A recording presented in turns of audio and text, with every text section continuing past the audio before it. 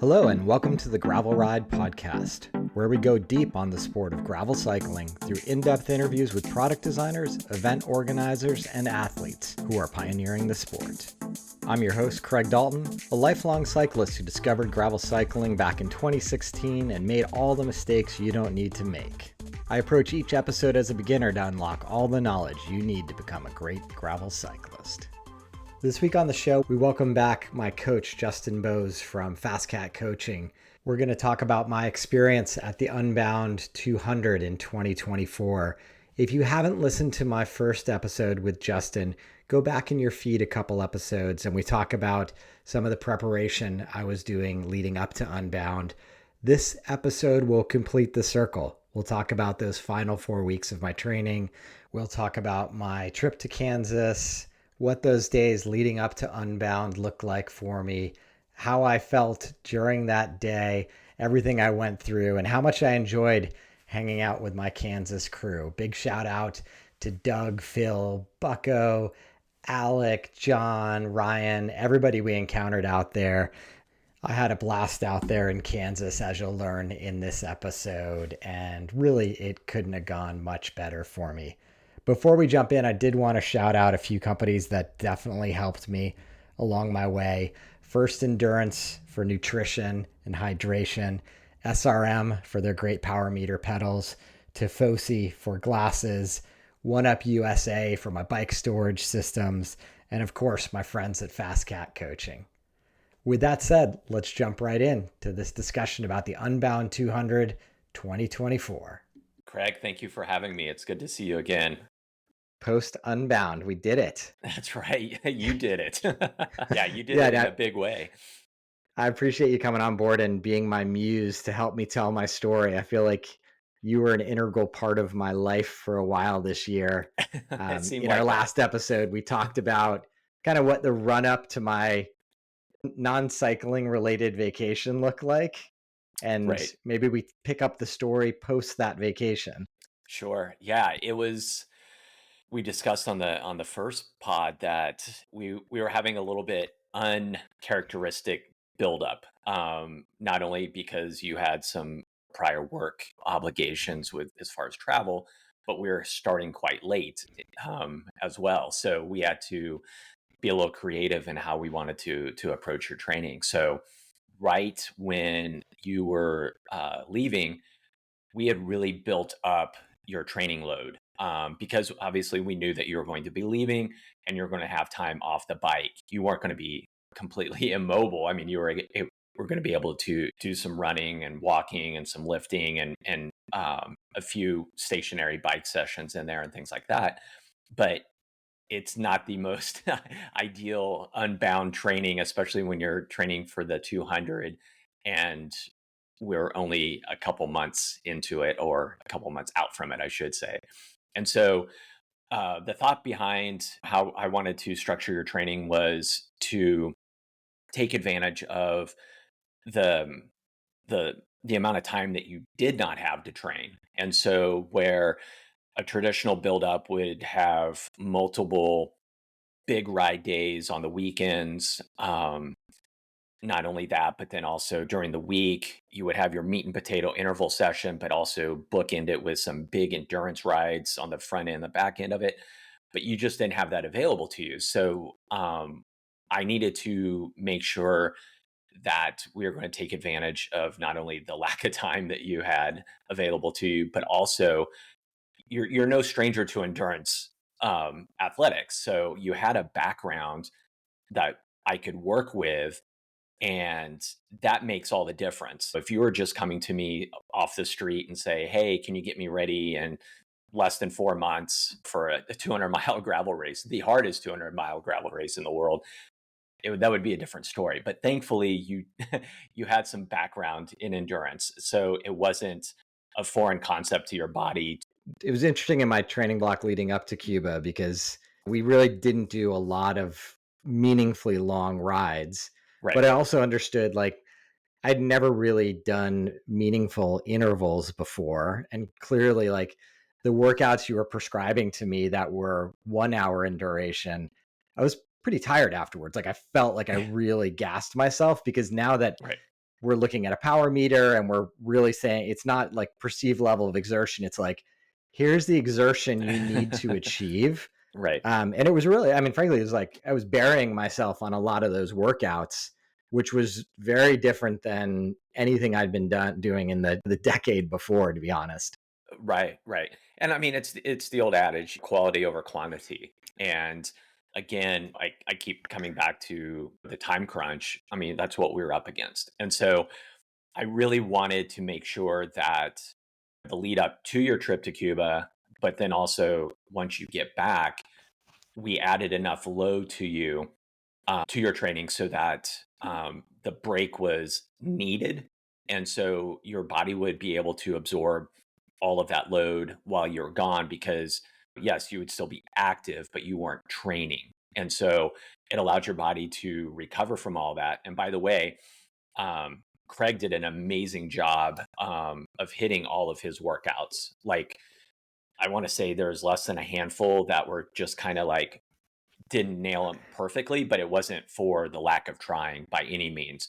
Um, and so um, with that, but and, I mean, you brought up the point too. It's just like you've never trained with power before, and so that was just another element to the training that we had to kind of implement. It wasn't like, oh yeah, I've been training for years with power, so I know what my zones are and why and all of that. So kind of helping Yeah, coach you yeah, for through sure. the use of the power meters and the importance of that. I think it gave us a really good detailed picture of where the training was going, and you could see and ultimately feel yourself getting stronger after each week. Things just got better and better and better. So once you got back Yeah, into the country, then it was time to start. We'll continue on the interval workouts, but we're going to start introducing the longer sessions as well. yeah, yeah. And I remember, like, I definitely felt tired when I left for that week off. Right. And unfortunately, not incredibly refreshed after my quote unquote vacation because there's a lot of running around with the family. But coming back and looking at the training calendar, we had a couple things up in the air, but we knew like that next 6 weeks was going to be a big build of Right. long rides, endurance rides, and continuing on some of the interval work. Right, right. And so had things been different as far as scheduling of the trip and things like that, we may have flipped the script a little bit and did all of your big rides on the front end and then do all the more structured training, the higher, shorter, sharper stuff on the back end. But I just felt like with your background and what we wanted to accomplish with Unbound, it was better for us to stack those shorter, sharper workouts on the front end and then give yourself time to relax or absorb. And then once you came back and we figured out some pieces as far as like, hey, when can we get out and do back to back big rides? And I want to talk about that too, because I Yeah. think it was really important in the buildup for the race. Those 4 days of just some really good rides, but it was working. And from my standpoint, I could see the fatigue building, but your recovery was also taking it was working as well. And so it was like we'd stack the work on you, but then the recovery days were structured so that those again your body absorbs that work. And the cool thing with watching you is he can you Craig he can handle a lot of work. So I'd be looking at your workouts every day and I'm like, he's doing this. Like he's actually absorbing all this workload.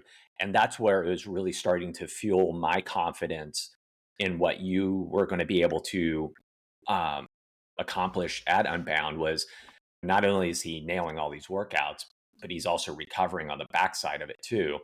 And that was just, again, it was fueling my confidence for you to egg you on to say, Craig, you can do this. Like we're in a really good position. And I didn't want to get down into all the weeds with you as far as like what I was seeing, because ultimately it's just like, I just want Craig, you to understand you can do this. So it was Yeah. really cool from my standpoint to see. Yeah, it's interesting as you talk about like if we had given more time that you might have done the longer rides earlier and then the Mhm. kind of high performance stuff later. Right. I kind of feel like might have struggled with confidence with that approach, even though like obviously I would have had massive workouts 6 weeks back. Yeah, But yeah. I kind of like the idea that we were progressively testing me on Yes. these harder and harder weekends towards the end. Right. Yeah, and definitely by design, but at the same time, it worked out, I think, better than I even had hoped for because, again, in theory and on paper, I'm looking at what I want you to do, but ultimately, it's what can your body, and now that we're getting deeper into it, what can your mind and your body handle?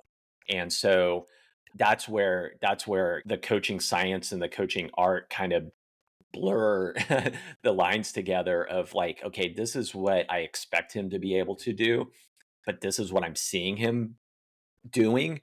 Yeah. And it's a really cool kind of blend of the science and the art coming together. And again, it just stokes my confidence. And hopefully that comes across in my communication with you is like, I'm really excited. I can see this happening. And this is why I believe that you're going to be able to perform this crazy, crazy event. So, Yeah. I think what was good for both of us was knowing that I'd said to you early on, knowing that I kind of put myself and you behind the 8 ball starting late, yes. but that I had this, I could make a 4 day kind of mini camp hmm whenever we needed it in May as like this option to really kind of do some big volume. Right. Right. And that kind of gave me, that was kind of one of those moments of like, okay, good. At least we've got it to where it's in our back pocket. I've got that card to play. It's going to lend itself really well. And fortunately, you were really flexible on when that could actually happen. And that definitely makes a big impact because within the month of an event like the 200, like we can't miss days. We can't, there's like no makeup days or anything. And each day is just that much more important for the next and the next and the next. And um, yeah, having you be able to go out and just knock out these 4 days of big rides.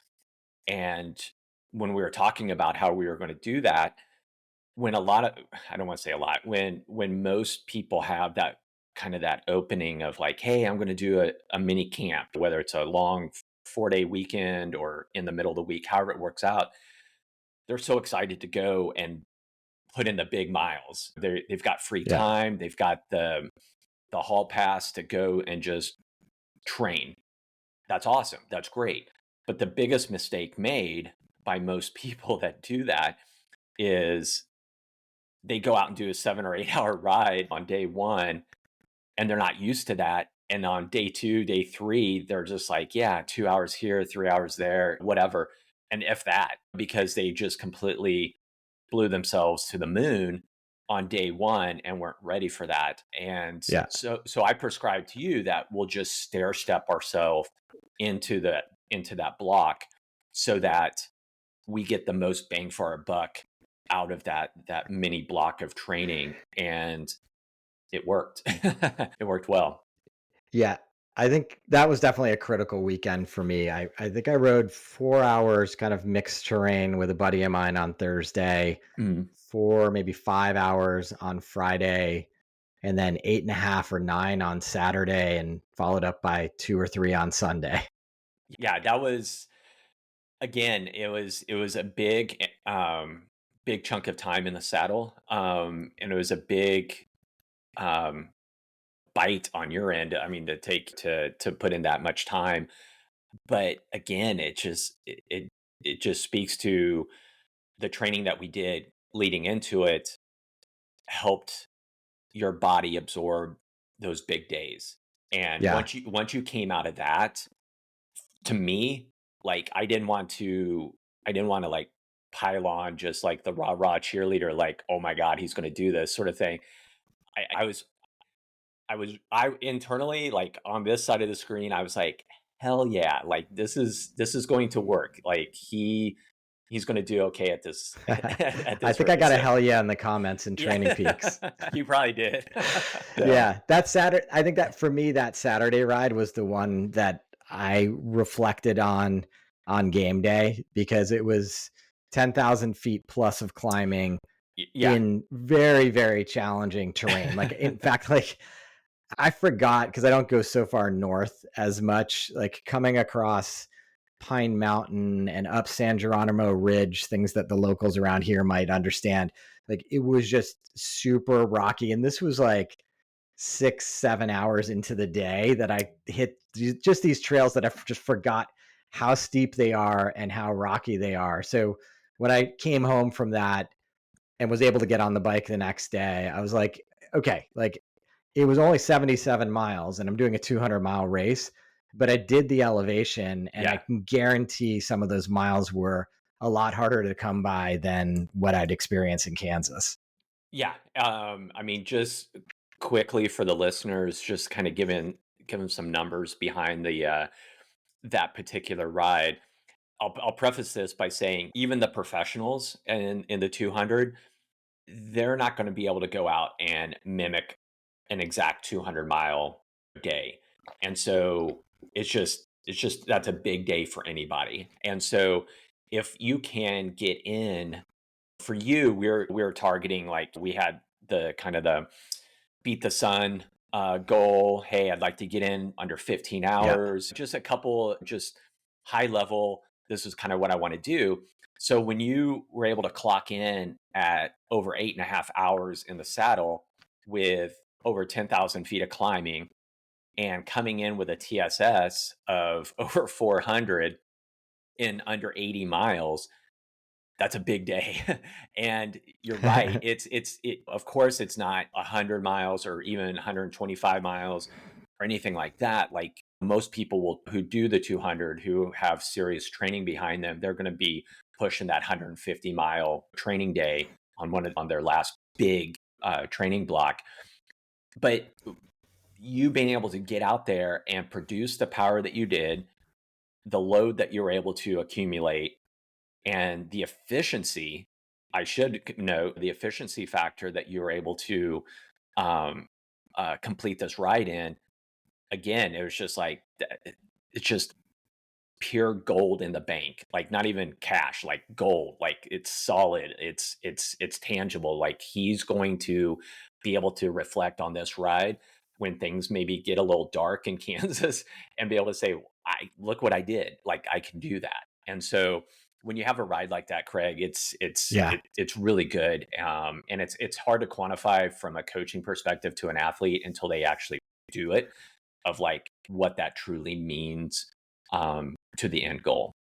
Yeah. Yeah. I think it's so important to have those just tough, tough days to reflect back on and put in the bank. And I feel like when I got to Kansas, I had sort of maybe a 90% confidence interval on my ability to complete the event. I Hmm. knew, as you said before, I knew that I had done everything that was asked of me, put a pretty solid effort in, but there Hmm. was always that little bit in my mind saying, like, I've never ridden in Kansas. I don't know what the terrain's like, and I've certainly never ridden more than 130 miles. Right, right. And that brings up an interesting question that I don't know. I don't think I've posed to you since to Unbound, but like, mentally, that week leading into it, where was your head at? Like, you've touched on, like, hey, I've never ridden in Kansas, I've never ridden the 200 miles. Kind of speak to mentally where you were at leading into the race, that, like, that week of. Yeah, I think it was a little bit all over the place. Like, I started seeing footage of the actual terrain, Hmm. and I started actually, let me step back for a second. They talked about the North Course being chunky. And when I think about chunky, I think about where I ride at home. But I realized in retrospect, it's chunky at home, but 15% grades. Yes. And Kansas chunky is chunky, but 6% grade. So it Right, felt a lot different. right. So that's a point on the chunkiness. And then second, I started to see some of the more minimum maintenance roads, and they had these great dual tracks that were pretty hard pack. And Yeah. I was definitely conscious that conditions could change, and good God, if you were in the Facebook group, the amount of meteorologists that came out of the woodwork was pretty insane that week leading in. But there was Yeah, definitely some rain on the calendar. right. Yeah, no, I just felt like I may have oversold the northbound course as being as chunky and technical. Um, but I think I'd rather you go in with a higher level of like, oh, okay, this could be pretty rough. As opposed to, oh yeah, the North Course is fine. Yeah, it gets chunky in sections. Overall, it's fine. But then you get there and you're like, whoa, you did not warn me about this. You did not, Yeah. my expectation was down here. And now it's like, what is happening? I think what it left me with, Justin, was just an awareness of this could go wrong for my equipment if I'm not careful. And I'll get into a little bit once we start talking about the ride itself, like how Mhm. I rode the race. Yeah. Yeah. But I got out to Kansas on Wednesday night, got to Emporia on Thursday, did my first group shakeout ride for 15 miles on Thursday, actually in the rain. Um, it was nice to just get the bike on the dirt out there and start to get a sense for it. You start to understand in any grid shaped race course, the 90-degree corners are what you have to be aware of, because Right. while you may have good dual tracks, when you're coming around a corner, it can be very much marbly kind of gravel in the middle. So it was good to sort of just test the cornering a little bit, so to speak. Yeah. Yeah, a lot of gravel races, you just have that natural flow of the course and everything. But yeah, out in Emporia, it truly is a hard right, a hard left. And Yeah. if you get out of that line, um, or you find yourself drifting out of that corner or out of the race line and into the sides of the course, yeah, it can get pretty chunky. And not only that, or loose too, but not only that is just the amount of shrapnel being thrown up at you with Yeah. that many cyclists on a course. Um, yeah, Yeah. it's tough. Yeah, exactly. So then Friday, I hooked up with my crew in the house I was staying with. Shout out to Doug, Bucko, and Phil. We did a little ride in the town we were staying in, and then I went into the mandatory media event Mhm. that Lifetime was holding, and it was interesting because I did glean some perspective there as well, because they talked about how they felt like the first 28 miles of this race was going to be incredibly fast. Mhm. And actually, that turned out to be a useful tidbit um, after the race started. So we can talk about that in a little bit. But I did a little ride on Friday, felt good. The equipment felt dialed. In retrospect, I sort of had tire size envy a little bit, because it was weird, because I normally ride like a 47 at home. Mhm. And we talked about this early on. You're a big fan of the IRC Boken, and the biggest they come in is a 42. Right. And I was like, well, I'm riding my titanium unicorn. I've got a front suspension fork. Like, I don't need all that volume. And it seemed interesting to me to kind of go to something a little bit faster rolling potentially. Mhm. But the big tire guy in me, when all the pros were talking about running 50, started to get a little bit jealous. Right. It's yeah, it's so personal. Like, yeah, I can give you my recommendations and what I've seen work for myself and other athletes and competitors and things like that.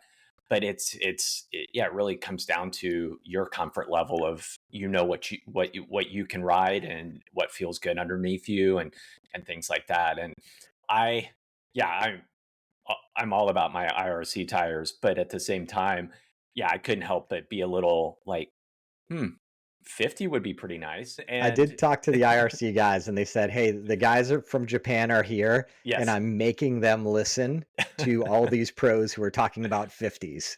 yeah, it's a So that different was, world. so I feel like Thursday, Friday was all going swimmingly. And Mhm. then through like being part of a larger group, my dinner on Friday night, we didn't end up sitting down till like maybe 7:30 or 8, Yeah, which is later than we had all intended by a few hours. right. I had been drinking a bunch of electrolyte stuff that I had picked up in the expo area. And for whatever reason, and I don't really think, I wasn't really in my head about the race because I was very kind of just at peace with where I was at and what was going to unfold was going to unfold. But Friday night, I had a horrible night's sleep. I had a Mm, headache.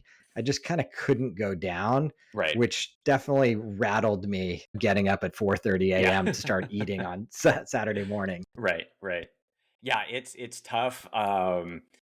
Yeah, it's especially when you're with a group of people at a big race like that. And Emporia, I mean, they do an amazing job trying to absorb influx of what, up 12,000 plus people with support staff and racers. And but Yeah. yeah, with dining options being as limited as they are, and then trying to get a group to dinner or prepare dinner, whatever that case may be, yeah, it's tough. And I'm of the belief, I've always had this in the school of thought of, it's not the night before, it's 2 nights before, Yeah.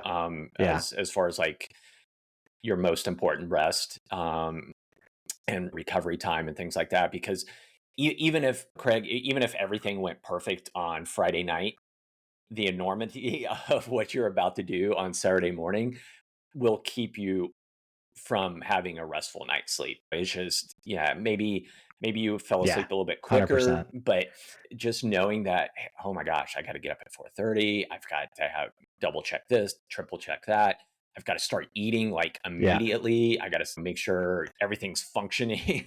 And so, yeah, even with the best laid plans, it's always going to be a rough night. So, but again, objectively looking at it, and I think I shared with you on our call the other day, was if somebody just tossed this file in front of me, and just said, "Hey, tell me what you think," without any context or knowing who it was or anything like that, it's like, this guy had a great race, and it was indicative of, um, again, I think just your confidence of being prepared and knowing it is what it is at this point. And yeah, you strapped in and got to work. So Yeah. Yeah. I think, I mean, I felt great about my equipment going in.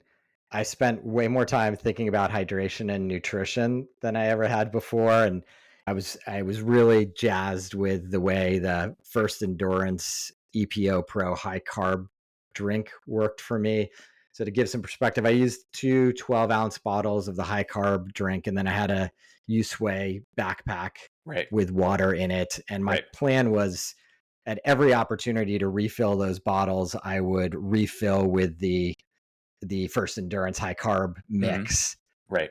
That kind of annoyed maybe my compatriots a little bit because I was like, oh, I got to dump this powder in.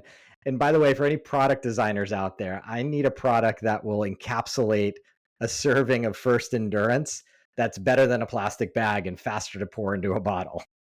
So you felt like the First Endurance high carb, that was good for you, Yeah. Yeah. So I was using that, trying to, goal was to drink a bottle an hour and right, do a goo or something in addition to it. So right, aiming around, I think, 85 to 90 carbs an hour. hmm, And I had trained on that on every one of my long rides. exactly. Yeah, and some people will say, well, that's on the low side now, but Yeah. and it is, but at the same time, if that's what you're training with and that's what your body's used to, and again, being able to get through all the training sessions the way you did, why why change that and Yeah. try to like go all pro and be like, I'm getting 120, 130 grams of carbs per hour, and then all of a sudden you're 2 hours in and your body's like, I don't know what this means, and just starts Yeah. to shut down on you. Um, you were talking about, you touched on it really quick on, your bike and everything. Talk a little bit more about like the equipment that you did end up using for the race. Yeah, so I was using, it's basically my standard setup at home, with the exception of I was running 700 by 42 tires as IRC Bokens, Right, as we mentioned before.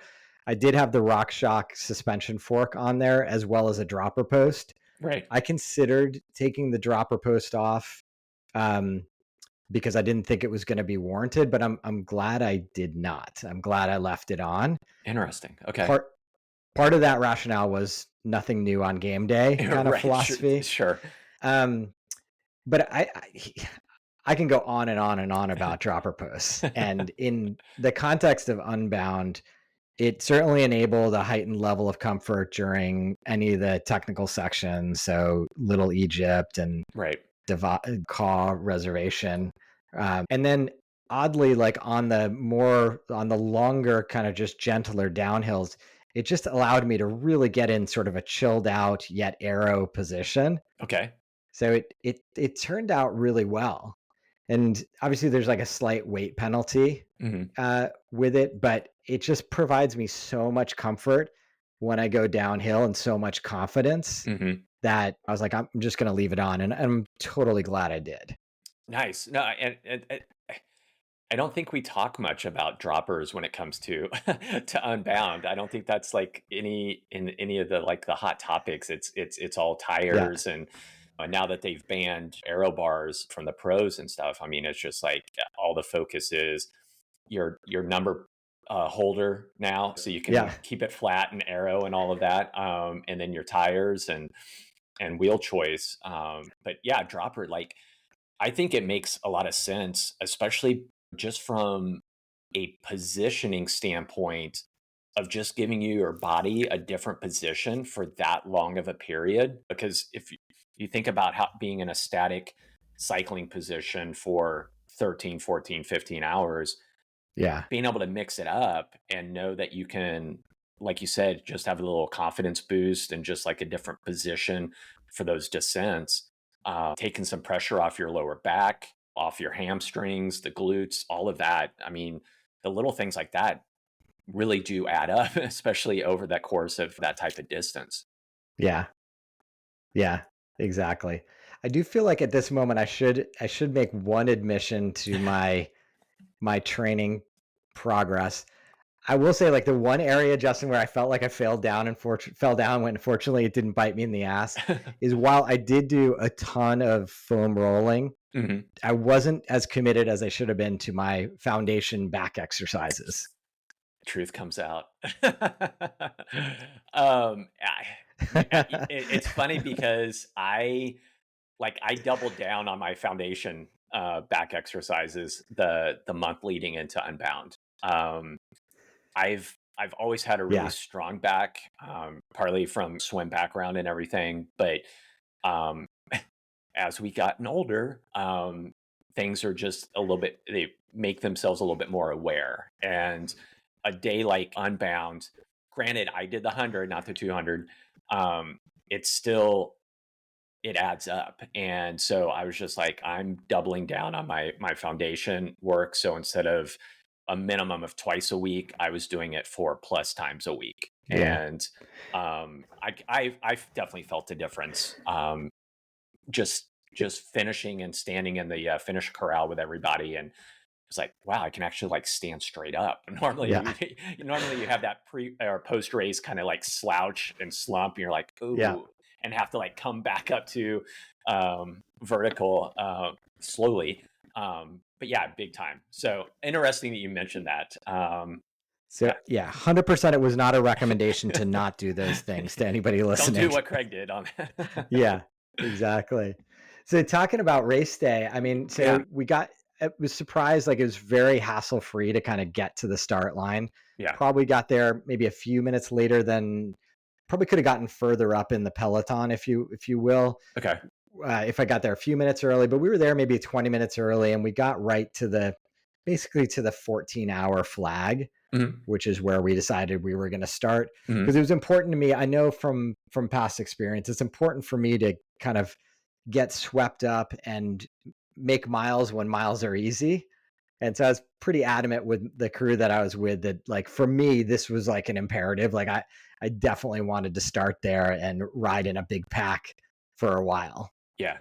Yeah, and we did touch on this a little bit, that while you definitely need to be with your people and be with those people that are going to get you through those first couple hours, um, but be cautious of not getting swept up in the moment Yeah. of what Unbound is. And for anybody who's never been to Emporia on race day, um, I mean, it's a big deal.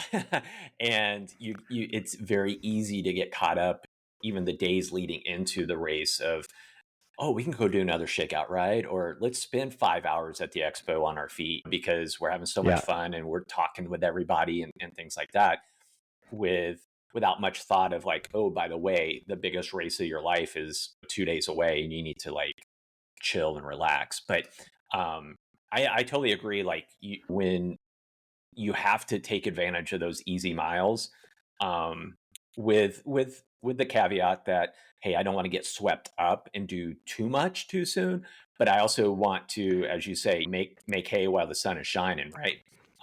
Yeah. And put it away so when things start to turn south a little bit, no pun intended, it's you're further up and you're further along and you're feeling Yeah. better than had you been too conservative and And, held back. and maybe, I mean, maybe because we couldn't get farther up, Hmm. it was actually kind of the pace felt very pedestrian the first 28 miles Yeah, I to bet. me. Like I never had to really put in any meaningful effort Right. to cruise. And Yeah. I was watching some videos this last weekend about it, and a guy who had done it in 12 hours. And I saw the difference of what the 12-hour pace looked like and the 14-hour. And I was like, maybe if I'm like totally nitpicking my day out there, maybe Hmm. I should have been up a little bit further. Yeah. But Yeah. there's something to be said for like, I definitely had a chill first 28 miles. Hmm. And then we hit the first technical section, and it was interesting. I was definitely conscious of my equipment because I weirdly, like, I'd seen flats like barely out of town.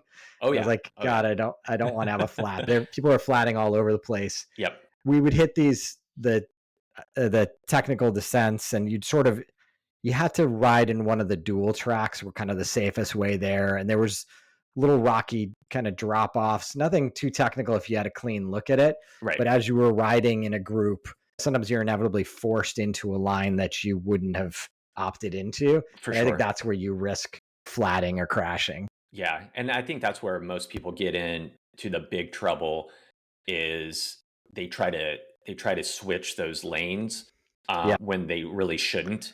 Um, and that's a couple things. A lot of those dual track MMRs will have like a big grass section down the center of it. Yeah. And the grass looks inviting, but it hides a lot of stuff in there, whether it's a rut or a bigger, nastier rock that's been kicked out of the track into it's just laying there. And so that's where I think people really make the mistake of like, oh, this line's going faster on the left, so I'm going to hop from the right side to the left side, Yeah. or vice versa. And that's where the cuts happen and the even crashes just because they hit something that they weren't Yeah. expecting and things like that. So. Yeah. That 100% started to be a necessity to do those cross lane jumps for Mhm. me. Like as we came out of the other side of the first technical section, like you would just see one group moving up and another kind of fading back on a Mhm. climb. And I was definitely conscious of that middle section. Like this is when it could go all wrong. You feel the need to kind of keep joining groups with forward momentum. And Yes.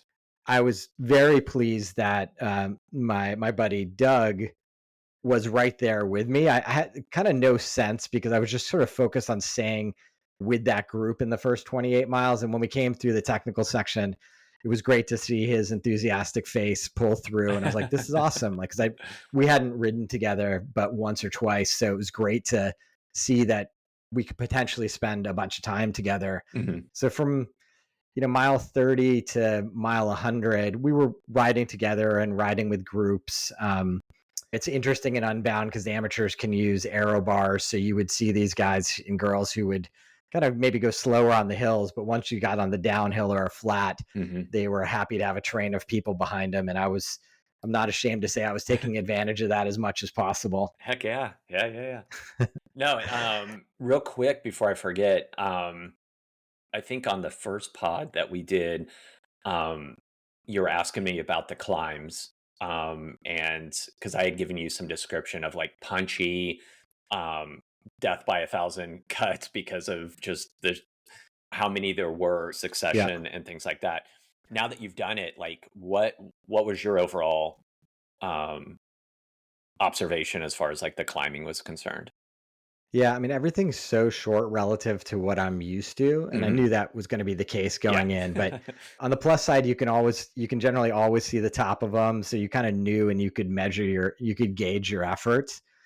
When I think about sort of towards mile 100, we started to get to some that required a little bit more effort, and actually this was one of the probably the darkest mental moment I had was I lost Doug's wheel. He caught some good wheels. I was behind someone who was not moving as efficiently, and we kind of separated.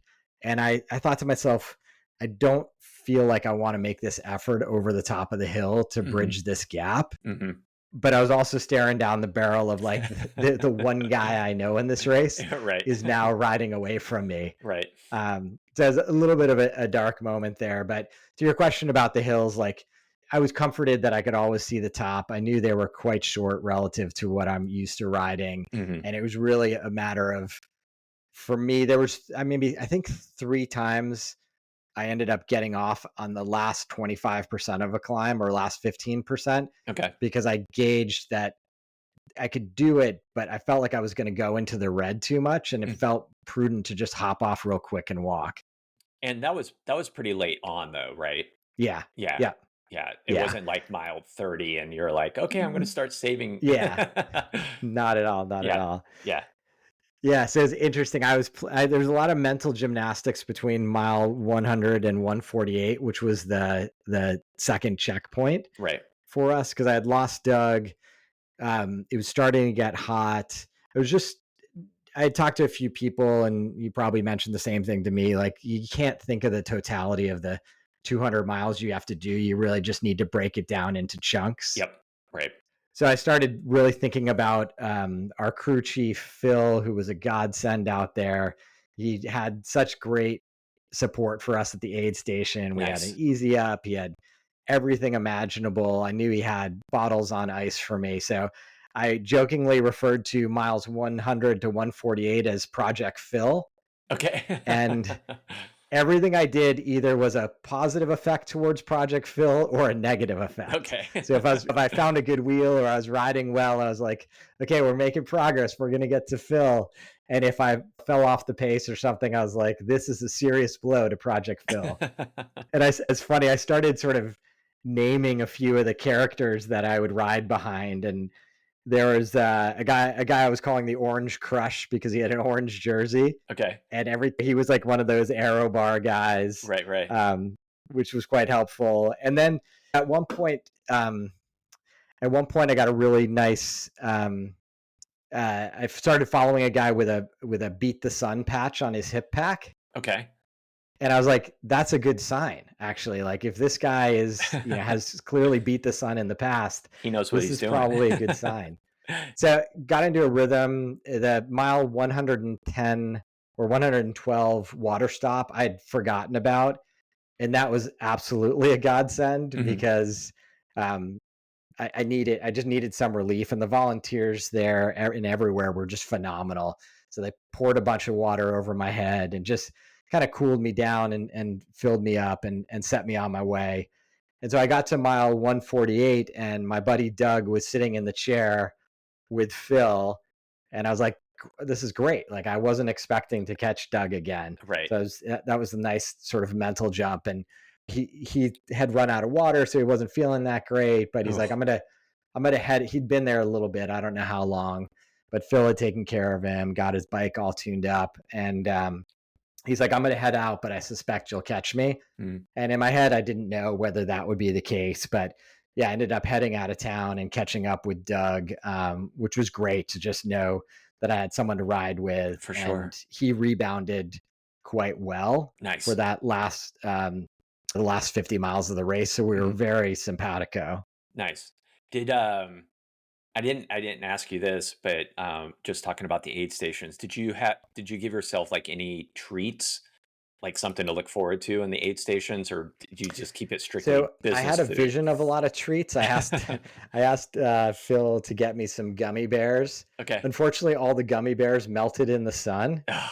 and he did have everything. Like, we had like sandwiches. He got a pizza from Casey's, Oh, heck yeah. and I just I felt like my nutrition was working, Hmm.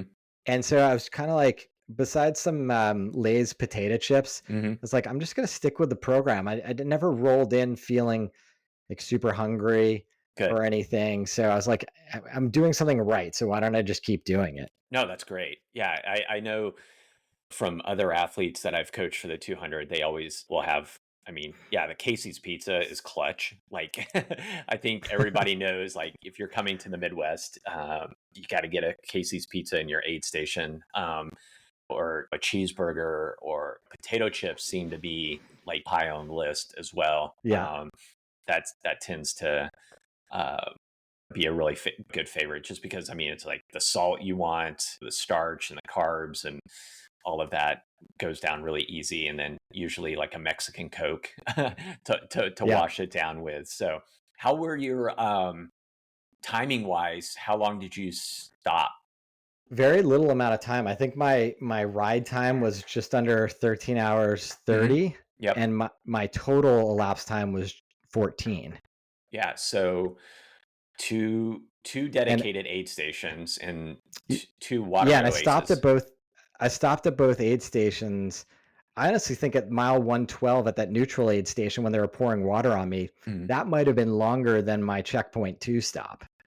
Looking at your file, I think you're right. Yeah. Yeah. Yeah.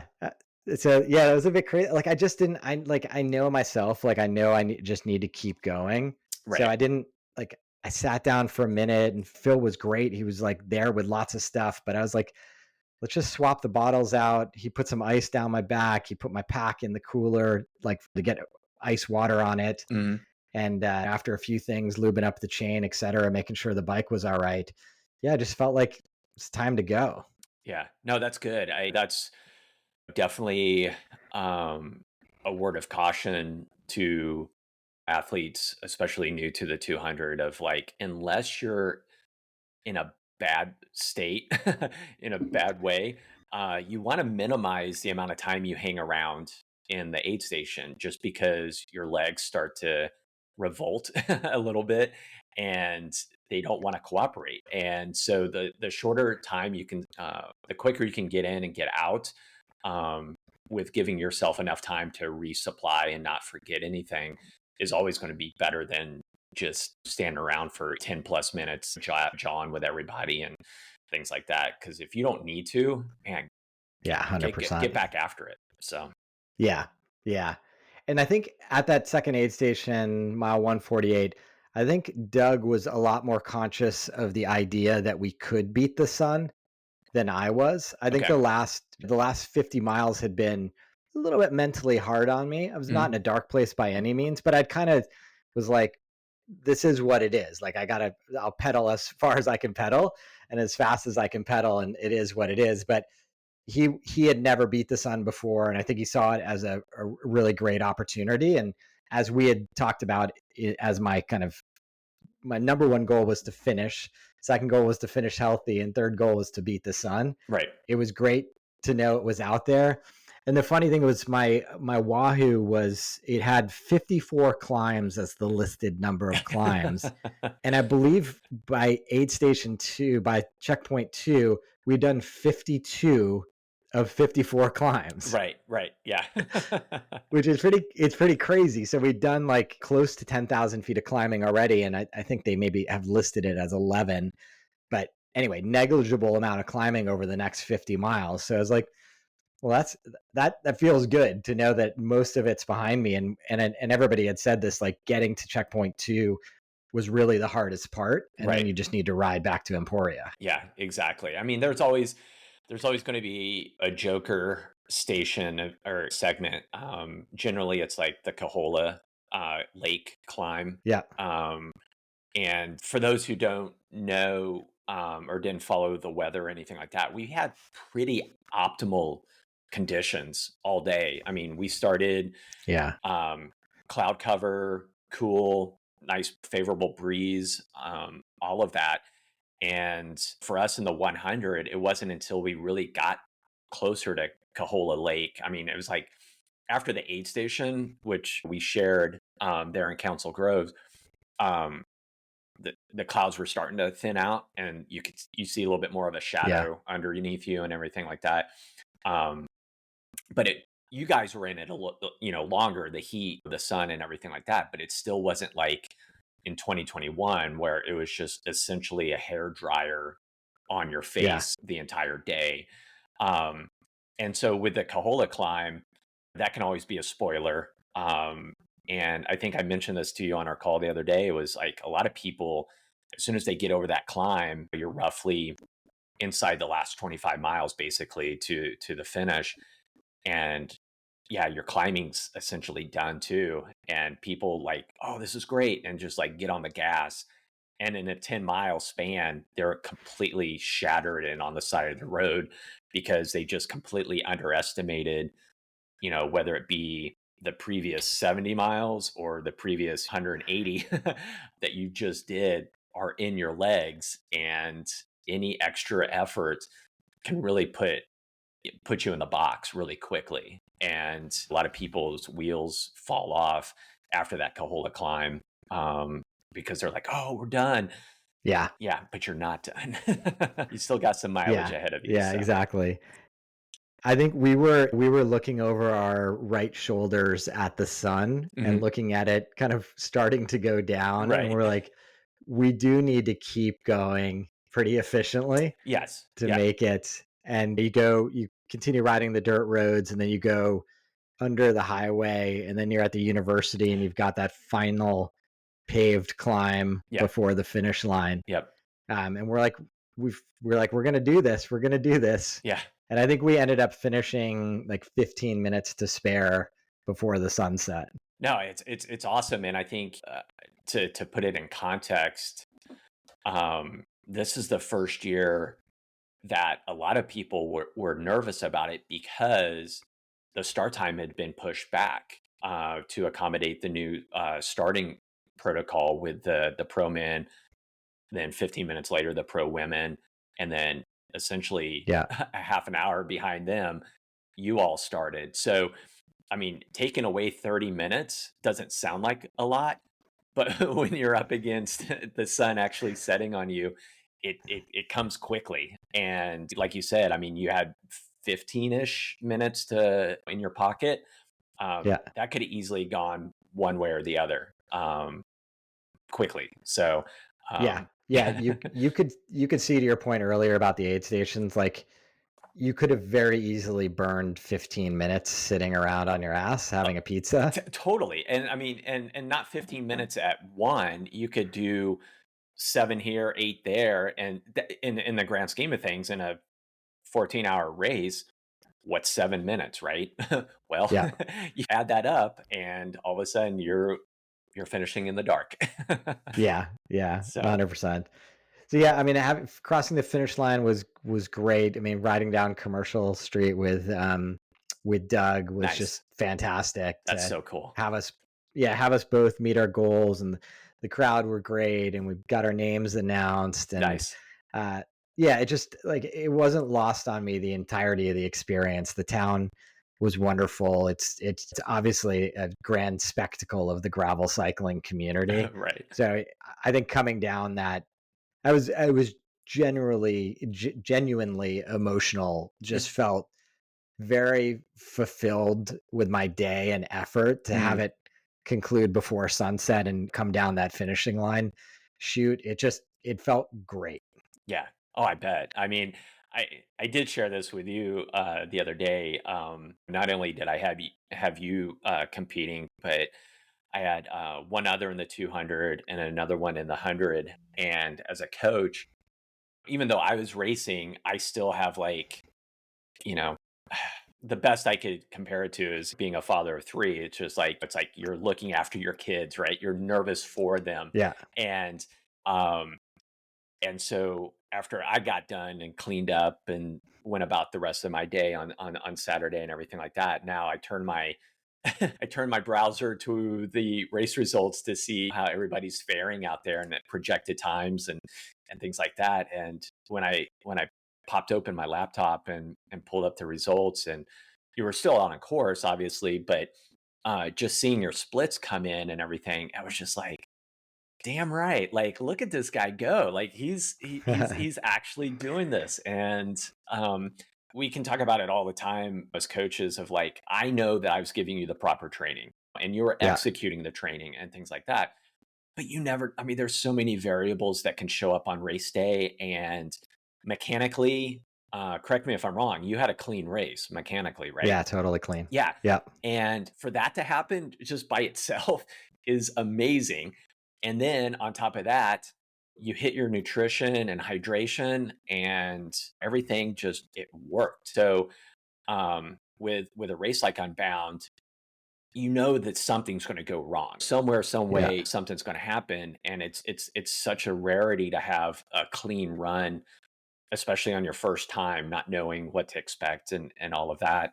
But for you to be so successful with that, and it was just, yeah, as your coach and now as your friend, I'm just super excited for you. I was over the moon, excited to see your finishing time and to to just hear it in your voice and at first it was just in text messages back and forth, but just getting the tone of like your satisfaction with everything was just it's huge. And yeah, it was awesome to be a small part of that. Yeah.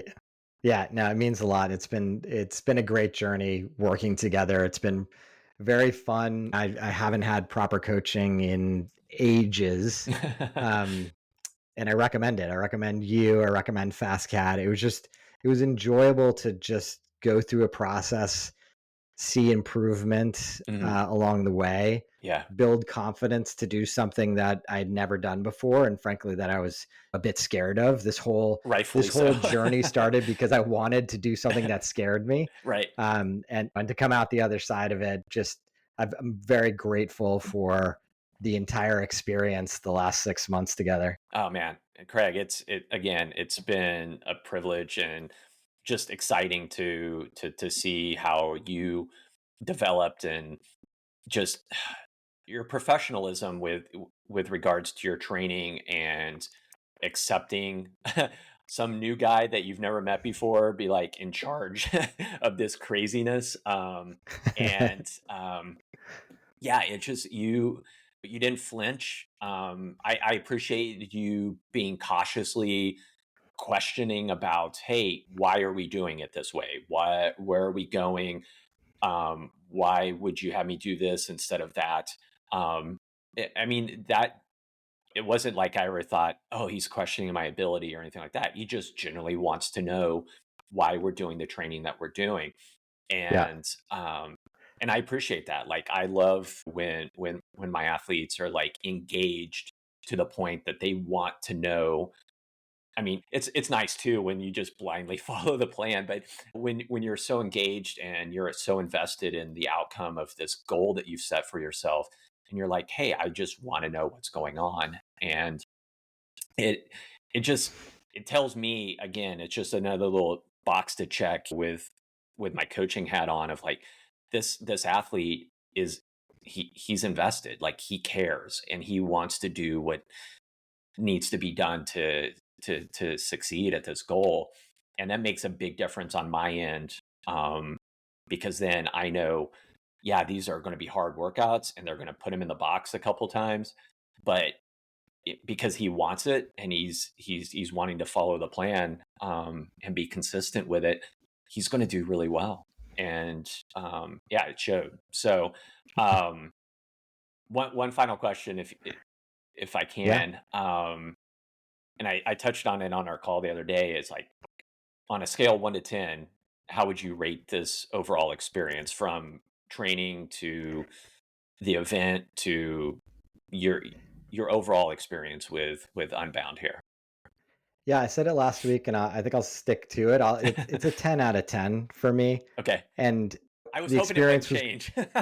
yeah. The only I hesitated a second there, Justin, because I might have knocked it down to a 9.5 because I watched someone else's video and I was like, maybe I could have pushed a little harder Yeah. early on, Yeah. but it's in the grand scheme of things, neither here nor there. Like, I think again, like I learned a lot along the way. It was fascinating working with a power meter, thanks to SRM, using their power meter pedals. It was interesting to me going on this high carb journey and trying to figure out, would that work for me along the way. Everything was great on the training. Like, we had to cram a little bit, but that was all good. The family was super supportive of it. And then getting to Emporia and having that bluebird of a day was something that it couldn't have counted on at all Yeah. in terms of the weather. The the mileage came easy and fast. The technical elements of it were no issue for me whatsoever. And I felt like I had the right bike to take a few hits harder than I might have wanted to keep the pace going, Sure. but never had any issues there. And then to ride with my buddy Doug and have the experience with the whole crew. We had a number of guys doing the 100 and one guy doing the 350. Great to make some new friends out there within the houses we were staying at. Mhm. And the overall experience, yeah, 10 out of 10. Nice. Okay, good. Yeah, it's yeah, when you shared that with me the other day, yeah, I got off our call and I was just like, went out, I was just like, all right.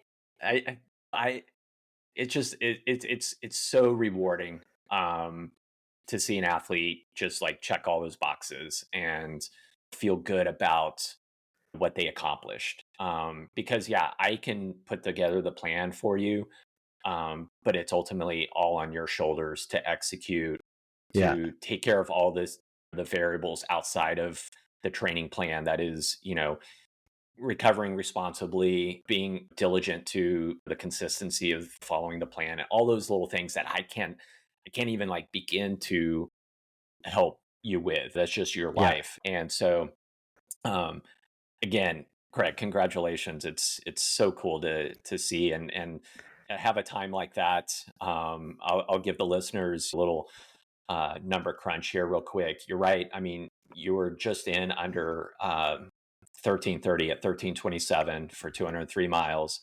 Um, TSS obviously off the charts with 645. That's to be expected for sure. Average speed, I mean, just over 15 miles an hour for the 200 miles over that type of terrain is fantastic. Your normalized power was so good. Yeah, it was just the only thing that we didn't capture was heart rate. um, Yeah. I failed and to talk about that. I was so mad for so long that my strap wasn't working. it's the worst when it's on and there's just Yes. nothing you can do about it.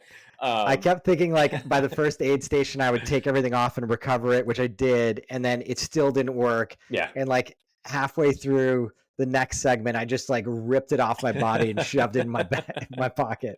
Yeah, I mean, that's one like little nitpick on my end in the sense of like it would just been really interesting to see um the correlation between your power and the heart rate, and where, I mean, ultimately it was always going to drop off and start to decouple, but where Yeah. that was for you, because then for me I can go back to the training and say, okay, yeah, this is why we went as far as we did, and all of that. So, but Yeah. yeah, I mean, so there was one less than ideal thing pop up out of here, and it was stupid heart rate monitor. So Yeah. in the grand scheme of things, Exactly. yeah. Justin, thanks so much for But coming yeah, back on it's board and helping me yeah. recount this I this event is and there this another experience that's going to be in my memory for a long time. with that, is there an Unbound in your future again, or too soon? It's a little too soon, and I think I mentioned it to you last week. It's hard to imagine having a better day out there than I had, all things considered, Yeah. and with so many great events out there that I would love to do and time away from the family. I don't know if Unbound would be it again. Yeah. No, that's Um, fair. That's fair. yeah, No, I mean, but we'll it's see. hard to go out and as good as you did, and like you said, I mean, another experience, would it taint this one? And in the sense of like next year is like flats on flats on flats, or body shuts down, or whatever the case may be, or the worst weather ever. I mean, so Yeah, yeah, go out on top. yeah, yeah. I'm going out on top, I think, on the 200. So it's for me, it's either like go shorter and Yeah. actually like see what it's like to race an event. Cause I don't, the 200 miler, like it's hard to consider it a race for me. Mhm. It was really about managing my way across the finish line as efficiently as possible, Right. or going the other way, which has always attracted me, which is like the bike packing route and trying some of the real long distance stuff Sure. longer than 200 miles. Sure. Yeah, the 350, the XL crew, that's next level, man.